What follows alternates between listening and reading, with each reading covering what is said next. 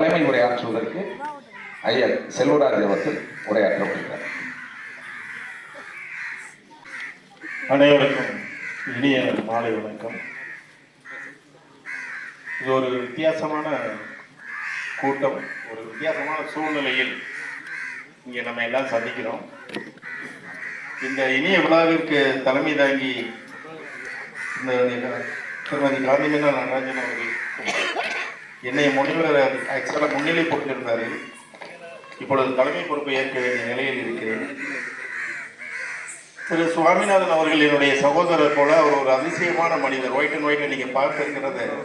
இந்த காலத்திலும் திருமணம் செய்து கொள்ளாமல் நேதாஜியை பற்றியே பேசுவது, அவர் புகழையே பாடுவது, அவர் சொன்னதாக இருந்த முத்துராமலிங்க தேவரையே பேசுவது என்று வாழ்க்கையை அர்ப்பணித்து கொண்ட தியாகத்திலேயே மிகப்பெரிய தியாகம் எது என்றால் தன்னுடைய வாழ்க்கையை தியாகம் செய்வது. அதை அருமையாக செய்து கொண்டு இருக்கக்கூடிய சுவாமிநாதன் அவர்கள் இந்த நிகழ்ச்சியை தொகுத்து வழங்கி கொண்டிருக்கிறார்கள். இந்த சிந்தனை மன்றத்தை நான் 2 விஷயங்கள் சொல்ல ஆலோசிக்கிறேன். தம்பி அருமையாக என்னுடைய மாணவர்கள் தான் இங்கே இருக்கிறார்கள், சூரியமித்ராமன் இருக்கிறார். சிந்தனை மன்றம் என்ற ஒரு சிந்தனை வந்ததே நாம் சரியான வழியில் செய்கிறோம் என்று அர்த்தம். என்னுடைய பையன்களில் ஒருவர் போல என்னுடைய மாணவர் ஆரம்ப வக்கீல் இருக்கிறார். அவர் கூப்பிட்டா நான் எந்த சூழ்நிலையில இருந்தாலும் தட்ட முடியாது. உடம்பு சரியில்லைப்பா, இல்லை சார் நீங்கள் வந்துதான் வந்துட்டு அவ்வளோதான். இங்கே வந்த பின்னாடி என்னுடைய அருமை மாணவர்கள், மாணவராக இருந்து பேராசிரியராக இருக்கக்கூடியவர் எல்லாரையும் சந்திக்கக்கூடிய வாய்ப்பு. தம்பி சோதி முத்துராமலிங்கம் படிக்கிற காலத்தில் அவ்வளவு அமைதியாக இருந்தது. அவருடைய தம்பி வெள்ளைச்சாமி தேவர் பற்றி ஒரே ஒரு நிகழ்வு, நான் ரொம்ப நேரம் எடுத்துக்கிற மாட்டேன், எனக்கு சில நிகழ்வுகளை நான் சொல்லணும். இந்த எங்கள் கல்லூரியில் பிஏ இங்கிலீஷ் லிட்ரேச்சர் ஆரம்பிக்கிறோம், சுயநிதி ஆரம்பிக்கணும், ஃபண்டு இல்லை, யூனிவர்சிட்டிக்கு ஃபண்டு கட்டணும். என்ன செய்வதுன்னு கேட்டுக்கிட்டே இருக்கிறோம். எப்படியோ தம்பி வெள்ளைச்சாமி அன்னைக்கு தெய்வமாக இருக்கிறார், இங்கே தான் பக்கத்தில் தான் இருக்கிறார். நான் முதல்வராக சேரில் உட்காந்து அந்த ஃபண்டை எங்கிட்ட இருந்து கட்டுறதுன்னு எனக்கு தெரியல. ஆனால் கோர்ஸ்லாம் வந்துடுச்சு. அப்போ ஒரு நாள் காரில் வந்து வெள்ளைச்சாமி தேவர் இறங்குறாரு. இறங்கி என்ன சார் என்ன வைக்கிறீங்க என்ன ஏதாவது தம்பி மாதிரியே பேசிட்டு அந்த ரூபாயை கொடுத்தது மட்டும் இல்லை, என் காலில் வச்சு ஆசீர்வாதம் நீங்கள் வைங்க, நீங்கள் என்ன வேணாலும் செய்யுங்க, நான் செய்கிறேன்னு சொன்னது இந்த பாருங்க எனக்கு அப்படியே புல்லரிக்கும், மறக்கவே முடியாது. இங்கே தான் இருக்கார், அவருடைய சமாதி இங்கே தான் பஸ் பண்ணி தம்பியுடைய தம்பி. அதனால நாங்கள் இந்த மாணவர் ஆசிரியர் உறவுகள் என்பதை விட அண்ணன் தம்பிகளாக உறவுகளாகத்தான் எங்களுடைய உறவுகள் அன்றும் இருந்தது, இன்றும் நீடித்துக் கொண்டிருக்கிறது. அதனால் அருமை தம்பி ஆறுமுகம் அருமையான வழியில் இதை எடுத்துக்கொண்டு போய் கொண்டிருக்கிறார். மிகப்பெரிய இந்த ஆன்மீக உரையாற்றுவதற்காக சிவபுரம் ஐயா அவர்களை வருகிறேன். என்ன ஒரு ஆச்சரியம், நம்ம ஆட்கள் இப்படி இருக்கிறாங்க. ஒரு போது அவங்களை பார்த்த உடனே எனக்கு மனதுக்குள் ஒரு இது, நம்ம பகுதி மாறிவிட்டது, நிறைய மாற்றங்கள் வந்து விட்டது. எல்லா ஆன்மீக சிந்தனையில் இந்த அளவுக்கு வந்திருக்கிறார்கள் என்றால் அவர்களுடைய உரையை கேட்கக்கூடிய பாக்கியம் கூட நமக்கு எல்லாத்துக்கும் கிடைத்திருக்கிறது. ஐயா அவர்களை எல்லோரும் வரவேற்றாலும் என் சார்பில் உங்களை வரவேற்கிறேன் ஐயா. இவங்கெல்லாம் நம்ம பகுதியை சேர்ந்தவங்க. தம்பி ஜோதி முத்துராமலிங்கம் கடமைப்பட்டவர், ஐயா கடமைப்பட்டவர், நான் கடமைப்பட்டவன், முத்துராமலிங்கம் கடமை, எல்லாருமே கடமைப்பட்டவர்கள் தான் இங்க வந்திருக்கிறார். கைதட்டுங்க. இப்பதான் உண்மையான ஆன்மீகத்தை இணைக்கு நான் போகிறேன். அவர்கள் ராஜேந்திரன் அவர்கள் எங்கே விழுப்புரத்துல இருந்து ஐயாவுடைய பெருமையை கேட்டு ஒரு ஆன்மீக கிறிஸ்துவ தொண்டராக அருமையான ஒரு பாடலை சிவபுரா பாடின ஐயா முன்னாடி என்ன அருமையாக இருந்தது. இப்பொழுதுதான் ஐயா எங்கும் அழிவில்லாமல் அவருடைய புகழ் எடுத்துக்கொண்டே போய் கொண்டே இருக்கிறோம். ஐயா உங்களை நாங்கள் வணங்கி வரவேற்கிறோம். இந்த மனம் உங்களால் வருகையால் பெருமைப்படுகிறது. பெரியவனே உண்மையிலேயே ஐயாவுடைய ஆசி உங்களுக்கு நிச்சயமாக ஒவ்வொரு நாளும் தெரியும். இந்த மண்ணில் நான் இது முதல் ஆண்டு வருகிறேன் என்று நினைக்கிறார்கள். 33 ஆண்டுகள் இந்த மண்ணுக்கு வந்து போனவன். கல்லூரியில் பேராசிரியராக இருக்கும்போது ஒவ்வொரு ஆண்டும் நாங்கள் வந்து போயிருக்கிறோம், குரு பூஜைக்கு வந்து இருக்கிறோம். ஆனால் இந்த மாதிரி ஒரு நிகழ்வுக்கு வந்தது இதுதான் மூலம். அந்த வாய்ப்பு எனக்கு கிடைத்திருக்கிறது, அந்த பாக்கியம் எனக்கு கிடைத்திருக்கிறது. அந்த பாக்கியத்தை ஐயா கொடுத்துருக்கிறேன். இதுல நீங்க சிவபுராணம் பத்தி பேச போறீங்க, ஆன்மீகத்தை பத்தி பேச போறீங்க. தம்பி முத்துராமலிங்கம் சொன்னது போல, சோதி முத்துராமலிங்கம் சொன்னது போல இந்த பகுதிக்கு ஐயாவுக்கும் என்ன எப்படி ஆன்மீகத்தில் இவர்களுக்கு ஈடுபாடு வந்து நீங்க நிறைய பேர் விழுப்புரத்துல வந்திருக்கீங்க. யாரு இவங்க எப்படி ஒரு ஆன்மீகத்தில் வந்தது, ஆன்மீகத்தை பற்றிய சிந்தனை, ஐயாவுடைய சிந்தனை என்ன? எனக்கு ஒரு பாக்கியம் என்ன கிடைத்தது என்றால், ஐயாவையே ஆராய்ச்சி செய்து அது PhD பட்டம் வாங்கி அதில் அரசியலை பற்றி நான் ஆராய்ச்சி செய்தேன். பாரட்லாக் பச்சையை பற்றி, கட்டியலை பற்றி எல்லாத்தையும் பண்ணேன். ரொம்ப எளிதாக என்னால் புரிந்து கொள்ள முடிந்தது, அதை எழுத முடிந்தது. ஆன்மீகத்துக்குள் நான் உள்ளே நுழைந்த பொழுது அவர்களுடைய ஒவ்வொரு உரையையும், என்னுடைய அந்த உரையெல்லாம் என்னிடம் இருக்கிறது, போலீஸ் ரிப்போர்ட்ல இருக்கு. ஆனா அதுக்கு என்னால் உண்மையிலே அர்த்தம் கண்டுபிடிக்க முடியும். அவ்வளவு ஆழமான ஆன்மீக சிந்தனை. அந்த ஆன்மீக சிந்தனை எப்படி அவர்களுக்கு ஒட்டி கொண்டது? இந்த மண்ணில் இருந்து ஐயா எடுத்துக்கொண்ட 2 குருக்கள், சீனிவாச ஐயங்காரை அரசியல் குருவாக போய் பார்க்கும்போது அந்த குடும்பத்துடைய பழக்க வழக்கம் ஐயாவோடும் சேர்ந்து கொள்கிறது. நேதாஜி, அரசியல் தலைவராக இருக்கக்கூடிய நேதாஜி, ஆக்சுவலா அவர் இமயமலையில போய் அப்படியே திருமணம் செய்து கொள்ளாமலே அப்படியே இருக்கலாம் என்று நினைத்தவர் தான் பின்பு அரசியலுக்கு வந்தார். இந்த நேதாஜியுடைய தொடர்பும் ஐயங்காருடைய தொடர்பும் ஐயாவை வளர்ப்பது. இன்றைக்கு நாம் இருக்கக்கூடிய ஒரே ஒரு செய்தியை மட்டும் சொல்லிக் கொள்ள ஆசைப்படுகிறேன். தைப்பூசம், வள்ளலார் பூமியிலிருந்து வந்திருக்கிறார்கள். ஐயா வள்ளலார் பூமியில் ஒரு தைப்பூசத்தை பேசுகிறார். பசுமொன் ஐயா அவர்கள் தைப்பூசத்தை பேசும்பொழுது ராமலிங்க அடிகளார் எழுதிய பாடல்கள் அத்தனையும் தொகுக்கப்பட்டு வெளியே வந்து விட்டது. ஆனால் சில பாடல்களை மட்டும் அவர்கள் தரவில்லை. ஐயா அவர்கள் அங்கே ஆன்மீக சொற்பொழிவு ஆட்டுகிறார். அங்கே தலைமை தாங்கி இருக்கக்கூடியவர் யாருன்னா அப்பொழுது இருந்த தமிழ்நாடுடைய முதலமைச்சர் ஓமந்தூர் ரெட்டியார். ஓமந்தூர் ரெட்டியார் என்ன சொல்றாருன்னா, ஐயா எல்லா பாடல்களும் வந்துருச்சு, சிலரை மட்டும் ஓலைச்சுவடியில வச்சுக்கிட்டு அவங்க தரமாட்டேங்கிறாங்க, அது என்ன பண்றதுன்னே தெரியல அப்படின்னு ஒரு முதலமைச்சர் யாருன்னு சொன்னார், ஐயாவிடம் சொன்னார்.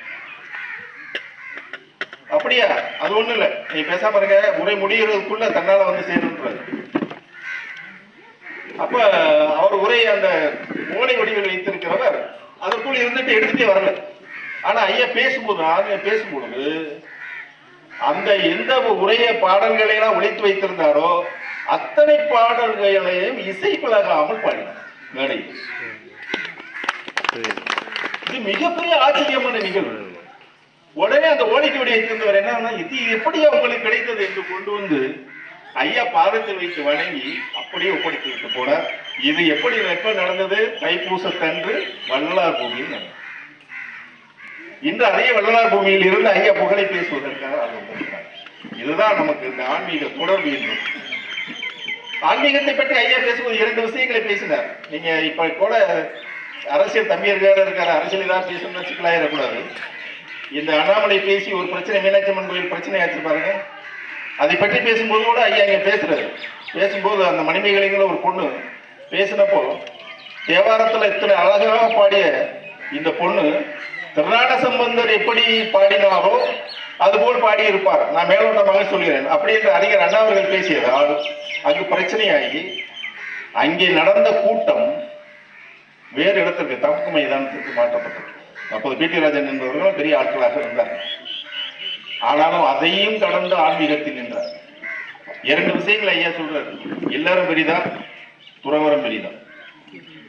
அவர் பேசியது துறவரம் தான் பெரியது என்றால் துறவரத்திற்கு வேண்டிய நல்லவர்களை யார் கொடுக்கும்? துறவரம் மட்டும்தான் நல்லது என்றால் துறவரத்துக்கு வேண்டிய பெரியவர்கள் யார் ஈன்று கொடுப்பது? அப்ப துறவரம் என்பதும் இல்லற என்பதும் சமமான ஒன்றுதான். இல்லறம் இல்லையே, துறவரம் இல்லையே.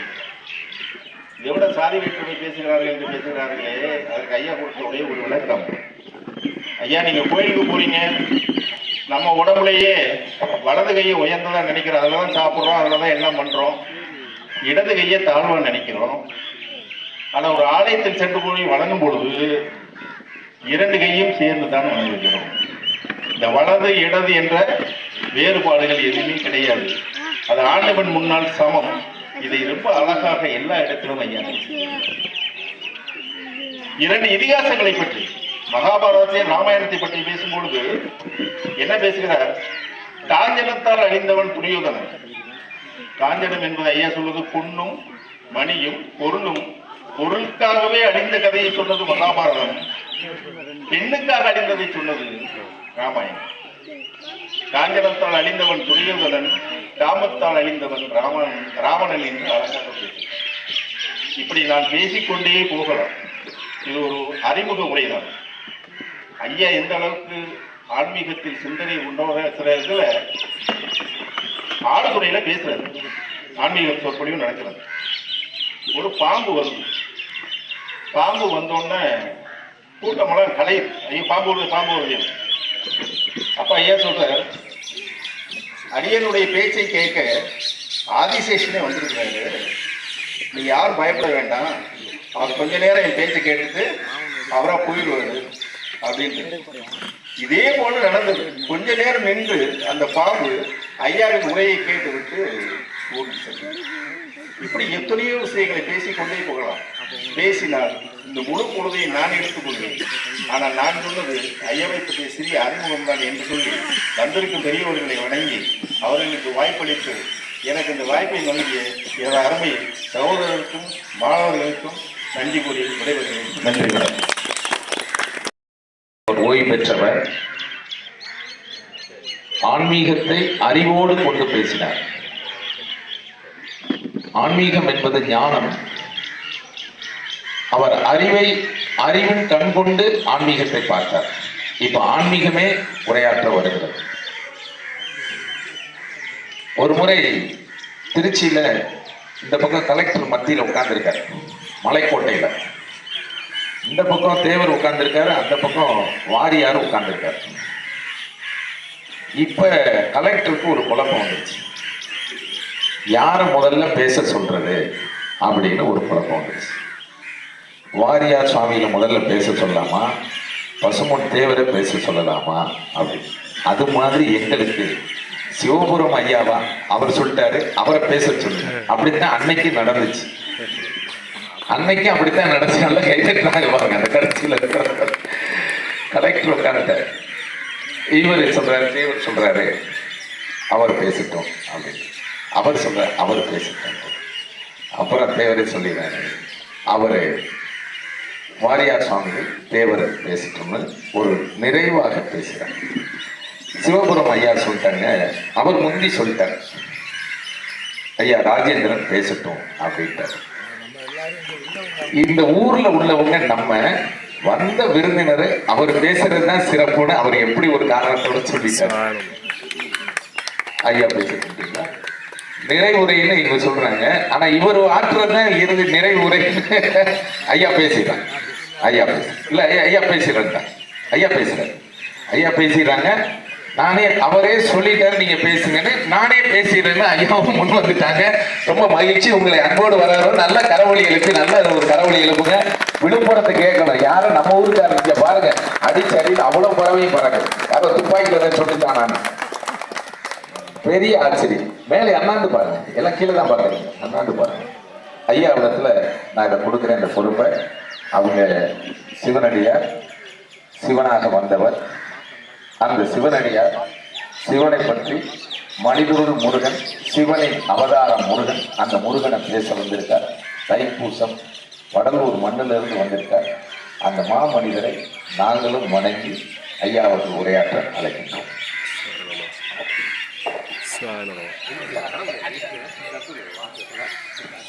நம்ம காலில் விழுந்து அவர் நம்ம காலில் விழுகிற கொண்டாரு.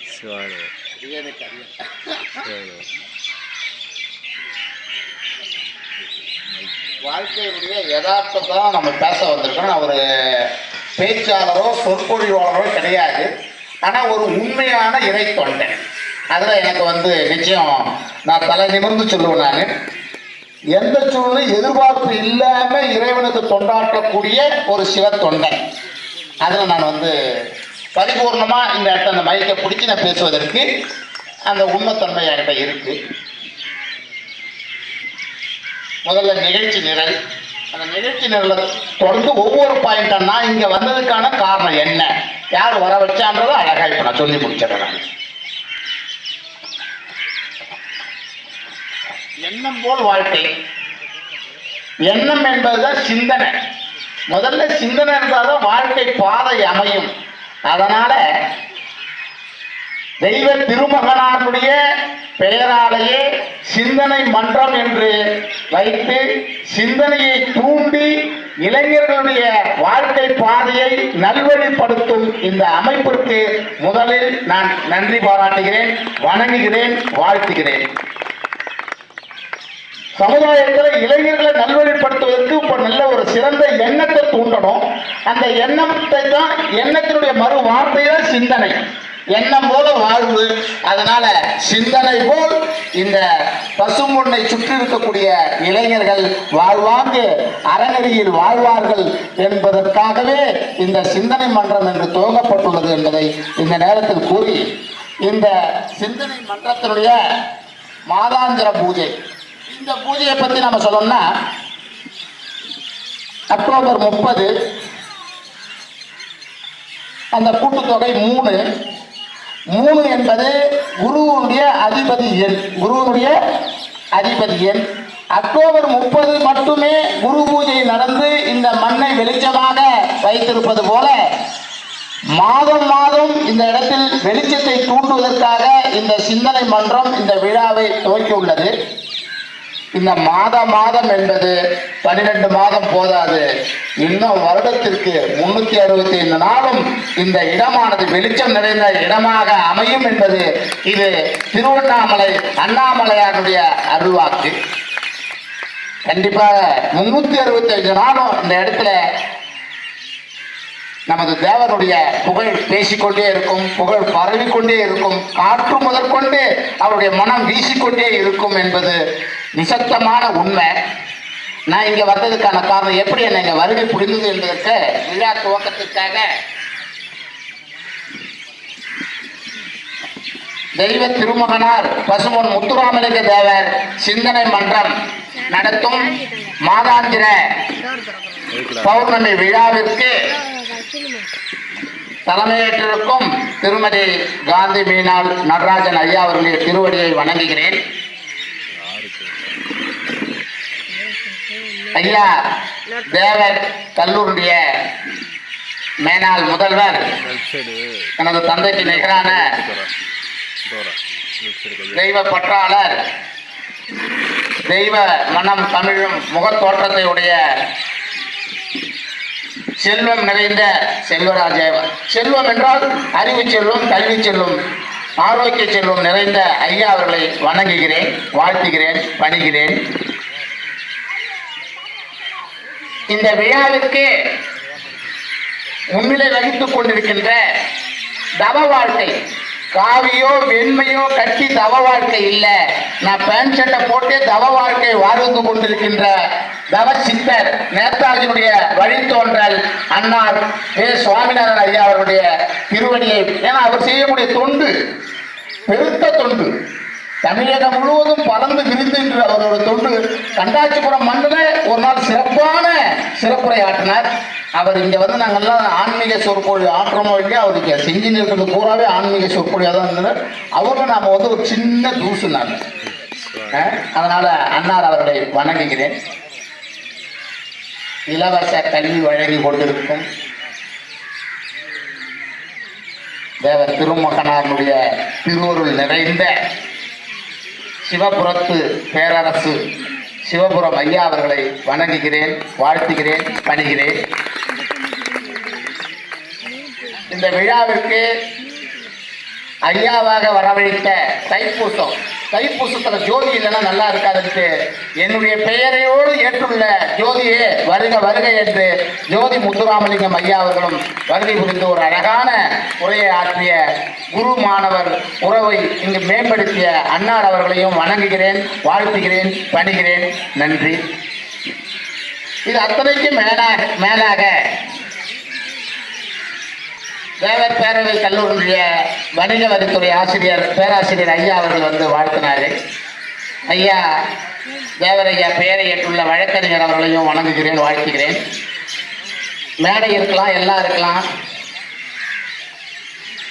பார்வையாளராக அமர்ந்துள்ள ஐயாவுடைய திருவருள், தேவர் ஐயாவுடைய திருவருள் குருவருள் நிறைந்து பெரும் ஆரோக்கியத்துடன் அமர்ந்துள்ள அனைத்து ஐயாவுடைய அடியார் பெருமக்களை உங்களுடைய திருவடியை வணங்கி நான் இங்க வருகை புரிந்தது நானாக வரவில்லை, ஆறுமுகம் ஐயா வரவழைக்கவில்லை, நம்ம சுவாமிநாதன் ஐயா வரவழைக்கவில்லை. நான் ஒவ்வொரு ஆண்டும் தொடர்ந்து ஒரு 10 ஆண்டுகளாக தேவர் ஐயாவுடைய குரு பூஜை அன்று விழுப்புரம் பகுதியில் ஐயாவுடைய புகைப்படத்தை போட்டு ஐயாவுடைய பொன்மொழியை போட்டு முகநூல் வழியாகவும் போஸ்டர் வழியாகவும் ஐயா அவர்களுக்கு தொண்டு செய்து கொண்டிருந்தேன். அவர் செய்த தொண்டின் காரணமாக அவரது மண்ணுக்கு என்னை வரவழைத்திருக்கிறார். அவருடைய ஆன்மாவுடைய அனுமதி இல்லாமல் நான் இந்த மண்ணுக்கு இங்கே வந்திருக்க முடியாது. இப்படிப்பட்ட ஆண்டோர் பெருமக்கள் முன்னிலையில் நாம அமர்ந்திருக்க முடியாது. ஐயா அவர்கள் மதத்திற்கு அப்பாற்பட்டவர். ஐயா அவர்களை கருவறையில் சுமந்த தாய் ஒரு பரிபூர்ண இந்து தாய். அவர் தவழ்ந்தது வாழ்க்கையில் ஒரு முஸ்லிம் மதத்தில், அவர் கல்வி பயின்றது ஒரு கிறிஸ்துவ மதத்தில். இப்படி மதங்களை கடந்து ஒரு தெய்வமாக வாழ்ந்திருக்கிறார். அப்படிப்பட்ட ஐயாவை இங்கு நான் வருவதற்கு ஐயா ஒரு வார்த்தை சொன்னார். எப்படி நீங்க இங்க வந்தீங்க, ஆன்மீகம் எப்படி வந்துச்சுன்னா, இந்த அடியேன் ஒரு நிறுவனத்தில் ஆசிரியராக பணியாற்றிக் கொண்டிருந்தேன். அந்த நிறுவன தலைவர் எனது ஊழியத்தை, அவருக்கு செய்யக்கூடிய ஊழியத்தை உணர்ந்து அந்த நிறுவனத்தையே நீ என் காலத்திற்கு பிறகு தொடர்ந்து நடத்து அப்படி என்று ஒரு சொற்ப அது பொருளாதாரம்னா சொற்ப பொருளாதாரம், அந்த பொருளாதாரத்துக்கு அளவே இருக்கிற சொற்ப பொருளாதாரத்தை நான் அளித்த பிறகு அந்த நிறுவனத்தை கொடுத்தாரு. அவர் ஒரு நிறுவனத்தை கொடுத்தாரு. அந்த ஒரு நிறுவனத்தில் எனக்கு கொடுத்த நிறுவன தலைவர் பழனிவேல் ஐயா, அவருடைய குருநாதர் கிருபானந்த வாரியார். எனக்கு நிறுவனம் கொடுத்த அந்த நிறுவன தலைவரை போற்ற வேண்டும் என்ற காரணத்தினால் அவரை வணங்குவதற்கு பதிலாக அவருடைய குருநாதர் கிருபானந்த வாரியாருடைய ஒரு ஐயா போல் ஒரு சிலை வடித்து எனது நிறுவனத்தை வைத்து நித்தம் பூஜை செய்ய வாரியாருடைய புகழ் பாட அந்த வாரியார் கொடுத்த பரிசு தான் இந்த மண்ணுக்கு நான் வந்திருக்கிறேன். ஆன்மாக்களை வணங்கினா நமக்கு அற்புதமான நிகழ்வுகள்லாம் நடக்கும். இப்போ நான் இங்கே வந்தேன்னா என்ன ஆறுமுக ஐயாவோ சுவாமிநாதன் ஐயாவோ நான் வர வைக்கவில்லை. இவங்க 2 பேருமே இவங்க 2 பேரும் நட்பு எனக்கு எங்கே கிடைக்குதுன்னு பார்த்தீங்கன்னா, தேவர் கல்லுடைய மேலாள் முதல்வர் பாலசுப்ரமணிய ஐயா, அவர் பேர் பாலுவாதியார்னு கூப்பிடுவாங்க, அழைப்பாங்க. அந்த பாலசுப்ரமணிய ஐயா விண்ணளவுக்கு போகும்போது அவருடைய இறுதிச் சடங்குல நான் கலந்துக்கிறேன். அந்த இறுதிச் சடங்குல கலந்துக்கும் போது தான் எனக்கு சுவாமிநாதன் ஐயாவும் ஆறுமுக ஐயாவும் நட்பு கிடைக்குது. அந்த நட்பு தான் அப்ப எங்க பாருங்க, அந்த ஆன்மாக்கள் தான் என்ன இங்கே அழைச்சிருக்கு. ஆக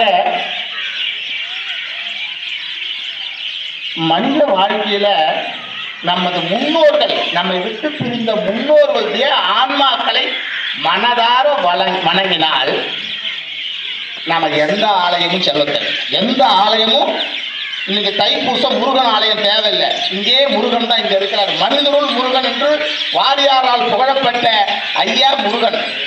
அத்தனை முருகன் இங்கதான் இருக்காங்க. அறுவடை முருகனும் இங்கதான் இருக்கிறாங்க.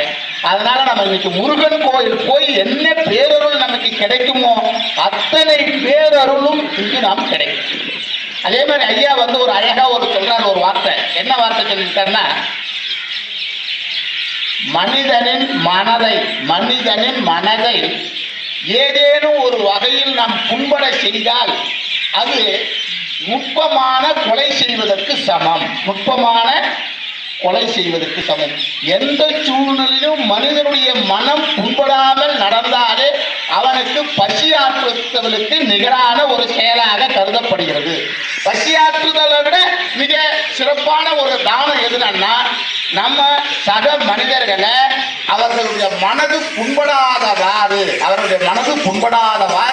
நாம் பார்த்து கொள்ள வேண்டும். சக மனிதனுடைய மனம் புண்படுமே ஆனால் அவரை நாம் நுட்பமான முறையில்னா கத்தி எடுத்து குத்த தேவையில்லை, கடப்பாறை எடுத்து புழக்க தேவையில்லை, அவர் நாம கொலை செய்வதற்கு சமம் என்று ஐயா அவர்கள் அழகாக ஒரு வரியில் கூறியுள்ளார். அதற்கு அடுத்ததாக குரு பீடம் உயர்ந்தால் தன் பீடம் தானாக உயரும். குரு பீடம் உயர்ந்தால் தன் பீடம் தானாக உயரும். குரு பீடம் என்பது என்ன? குரு பீடம் என்பது இது குரு ஸ்தலம். இந்த ஸ்தலத்தை நாம உயர்வதற்கு நமது எண்ணத்தை நாம் செலுத்துவோமானால், நமது உழைப்பை நாம் செலுத்துவோமானால், நமது சிந்தனை நாம் செலுத்துவோமானால் நமது இல்லமானது தானாக உயரும். தனது இல்லமானது தானாக உயரும். எனவே நமக்கெல்லாம் குரு கிடைக்கிறது கஷ்டம். அந்த குரு கிடைச்சிருக்கிறாங்க. அந்த குருவை நாம வணங்கி குருவுடைய ஆன்மாவை போற்றி போற்றி போற்றி நாம் அனுதினமும் நல்வாழ்க்கையை வாழ்வோம். அறநெறி சிந்தனையோடு பயணிப்போம். அறநெறி வாழ்க்கையை பயணிப்போம். இளையவர்களுக்கு அறநெறியை நாம் போதிப்போம் என்று கூறி எனது உரையை நிறைவு செய்கிறேன்.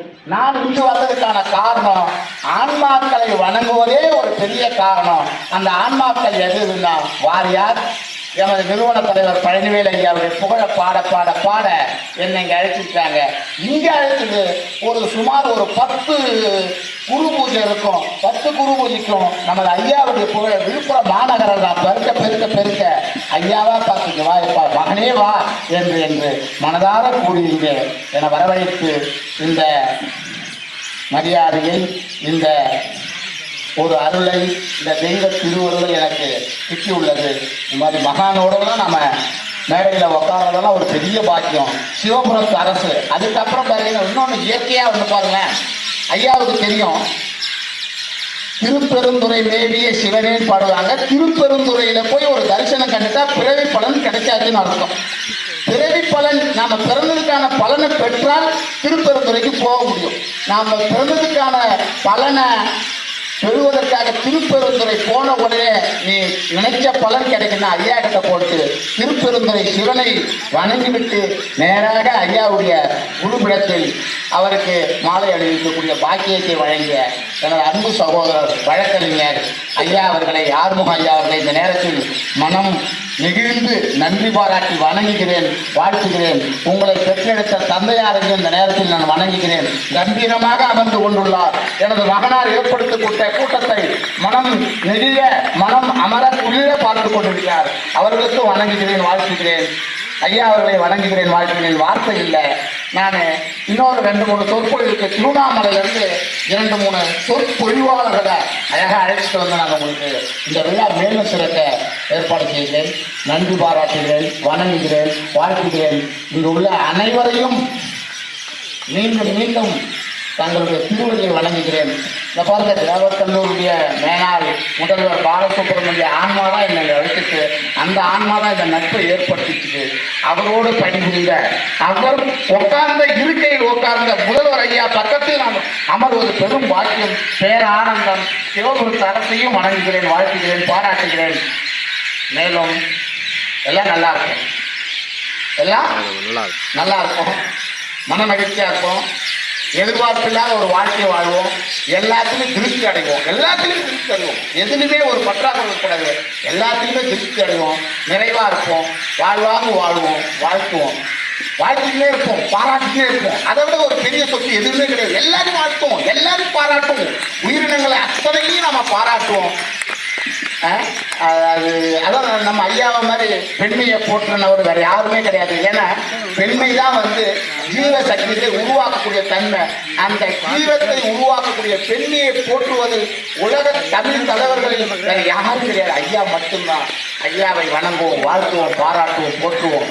என்றுமே ஐயாவுடைய திருவடியிலே நம்ம பணிந்திருப்போம் என்று கூறி எனது உரையை நிறைவு செய்கிறேன். நன்றி பாராட்டுகிறேன், வாழ்த்துகிறேன், வணங்குகிறேன்.